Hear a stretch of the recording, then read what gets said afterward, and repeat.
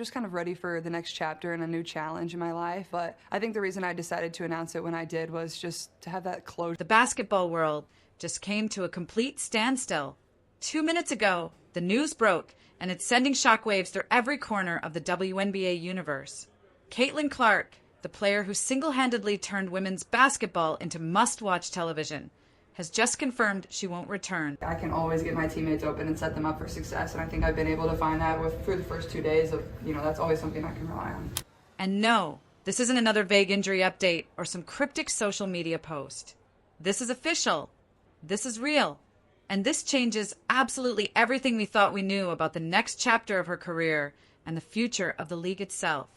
Let me take you back for a second, because you need... I grew up playing the basketball with the boys, so it's always been physical and feisty, and that's what it is, and you got to find a way to hold your own. Context to understand just how massive this bombshell really is. For months now, we've been riding this emotional roller coaster with Caitlin Clark. The hype train started rolling hard when rumors began circulating that she'd be suiting up for Team USA way earlier than anyone... Well, it looks like we may have a pretty good idea of when Caitlin Clark is next going to play basketball, and it's not during the WNBA season. Expected March 11th through 17th to be exact. San Juan, Puerto Rico, World Cup qualifying tournament. It wasn't supposed to be just another exhibition series. These were real games under real lights, with international eyes locked on every move she made. The entire sports media machine was salivating at the thought. Caitlin Clark and at least that's not the next thing that she's got her eye on. It's not Unrivaled, and it's not Athletes Unlimited, but it is sooner than the WNBA season. Team USA jersey before the WNBA season even tipped off? That's not just a story. That's a ratings supernova waiting to explode. But here's where it all starts to unravel. Since mid-July, we haven't seen Caitlin play meaningful basketball. Not a single real game. Not one moment where she looked like the unstoppable force that electrified arenas and broke the internet on a weekly basis. And the reason? Injuries. Lots of them. Look like her usual self. Though her counting stats, 16.5 points, 5 rebounds, 8.8 assists, were still impressive. She shot 36.7% from the field, including 27.9% from three-point range, and had 3 games without a three. It started with an ankle, then it was the groin. Then there was this mysterious setback that the Indiana Fever refused to explain in any real detail. Every press conference became a masterclass in saying nothing. Day to day, precautionary steps, minor tightness, words that meant absolutely nothing but were repeated like a broken record. Fans weren't buying it. The media... Something that previously hadn't happened since her sophomore season at Iowa.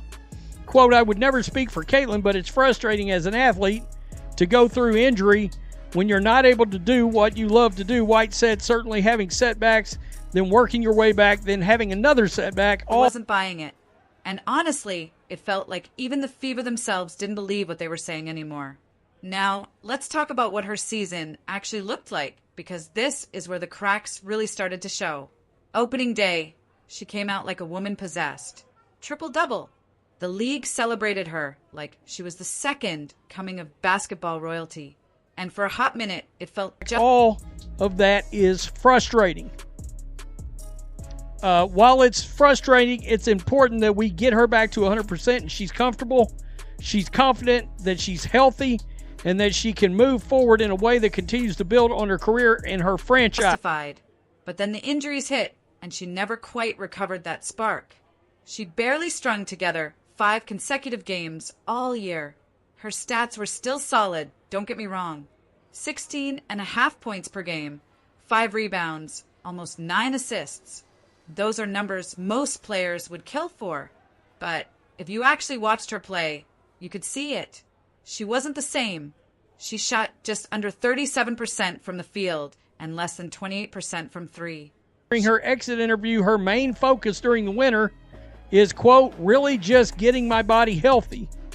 Caitlin Clark does want to suit up for Team USA in the spring, however. Though the Americans have already qualified for the 2026 FIBA Women's World Cup, they will still participate in a qualifying tournament in San Juan, Puerto Rico. Had 3 entire games where she didn't hit a single three-pointer. That hadn't happened since her sophomore year at Iowa. This wasn't the Caitlin Clark we knew. This was someone playing through pain, playing scared, playing like she was one wrong step away from disaster. And the Fever? They handled it terribly. Absolute disaster from a communication standpoint. They kept fans in the dark for months, feeding them vague updates that only fueled more speculation. Was it really just an ankle sprain, a groin strain, or was there something deeper going on that nobody wanted to talk about? Even NFL players. In order to make sure she's ready by then, the Fever will not skip any steps over the next few weeks and months. Come back faster from torn ligaments. So what was really happening here? Some people started whispering about chemistry issues with teammates like Kelsey Mitchell. The team denied it, of course, but where there's smoke, there's usually someone in the PR department frantically deleting emails. Then, just when it seemed like maybe, just maybe, things were turning around, we got a glimmer of hope. Head coach Stephanie White started using real basketball language again. She talked about 3-on-3 drills, 2-on-2 work, building up to full 5-on-5 action. She mentioned decision-making and live game situations. For the first time in months, it felt like they were actually preparing her for a comeback, not just managing her through endless rehab cycles. Sources close to Team USA, people who actually know what's going on behind the scenes, started leaking information. They said Caitlin was expected to be fully cleared by late February. They said she was training at 90 to 100% intensity. Not conditioning, not light work. Game, simulation, the real deal. It looked like March was going to be her grand return, and the entire basketball world was holding its breath. But here's where everything falls apart. Because what we didn't know, what nobody saw coming, was that Caitlin Clark herself was going to pull the plug. She's not coming back in March. She's not suiting up for Team USA. She's not doing the Puerto Rico tournament. She's out, completely out. And when she made this announcement just minutes ago, she didn't sugarcoat it. She was honest, raw, and brutally clear about why she's stepping away. Her body isn't ready. More importantly, her mind isn't ready. And for the first time since this entire saga began, someone involved in this mess is actually telling the truth. Think about what this means for a second. Team USA was banking on her, not just for talent, but for the spectacle. Caitlin Clark in that red, white, and blue jersey was supposed to be a marketing dream. NBC, ESPN, Fox Sports, every major network was ready to throw obscene amounts of money at broadcast rights because they knew what she brings. Ratings, viewers, buzz. Without her, those games in Puerto Rico go from must-watch television to just another qualifying tournament that casual fans will ignore. The WNBA was also counting on this. They needed her back in March to rebuild momentum before the season started in May.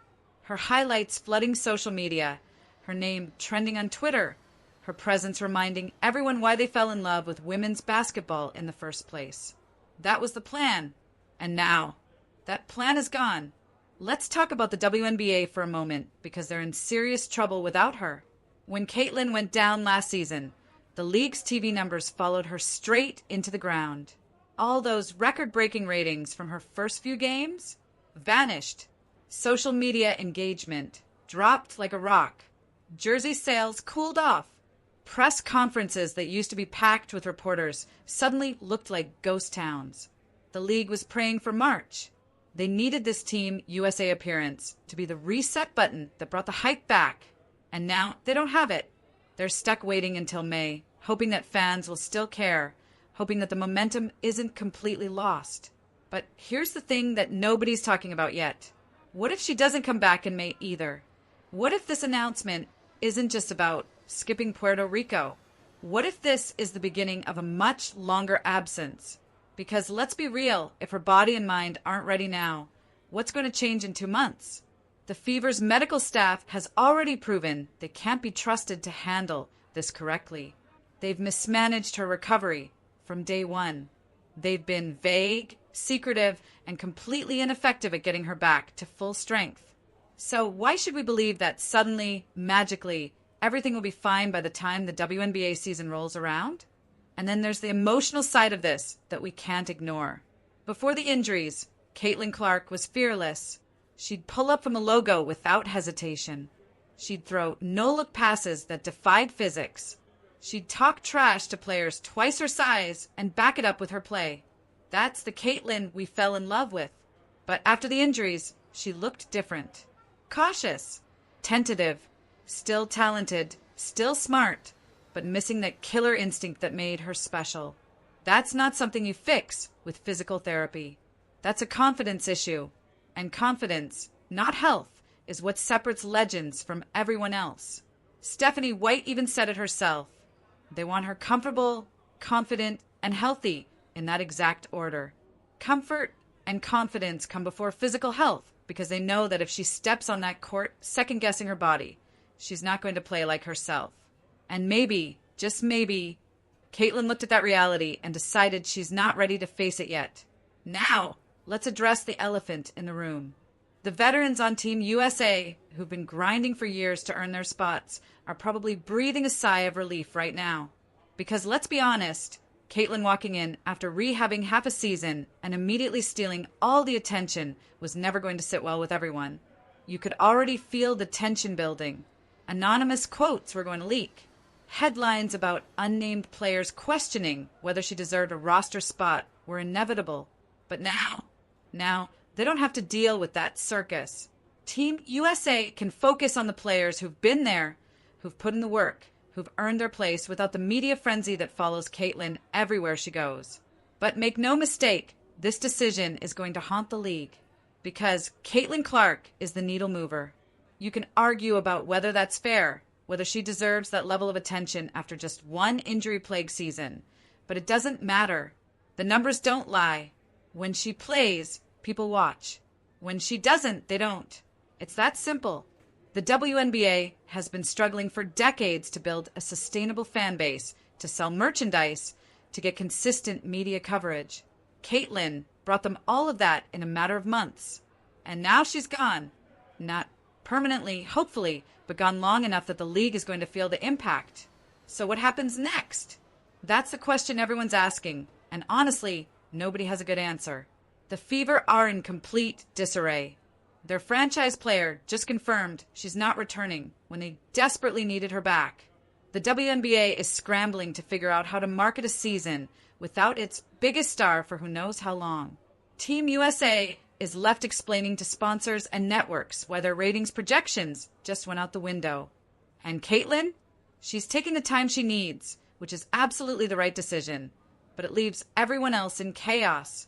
This wasn't supposed to happen like this. March 11th through 17th was supposed to be her triumphant return. The media circus in Puerto Rico, the cameras at the airport, the drone shots, the interviews about representing America. All of it was supposed to remind the world why Caitlin Clark is the headline every single time she touches a basketball. Instead, we're left with silence, with uncertainty, with the uncomfortable realization that maybe, just maybe, the Fever broke their golden goose. 2 minutes ago, everything changed. Caitlin Clark confirmed she won't return, and the ripple effects of that decision are going to be felt for months, maybe years. The WNBA just lost its lifeline. Team USA just lost its biggest draw. And basketball fans everywhere just lost the one player who made them believe that women's basketball could truly be mainstream. Whether you love her or can't stand the attention she gets, one thing is undeniable. She moves the needle. And without her, the needle isn't moving at all. March 11th through 17th was supposed to be circled on everyone's calendar. Now it's just another date that'll come and go without the one person everyone wanted to see. This changes everything. And we're all just trying to figure out what comes next.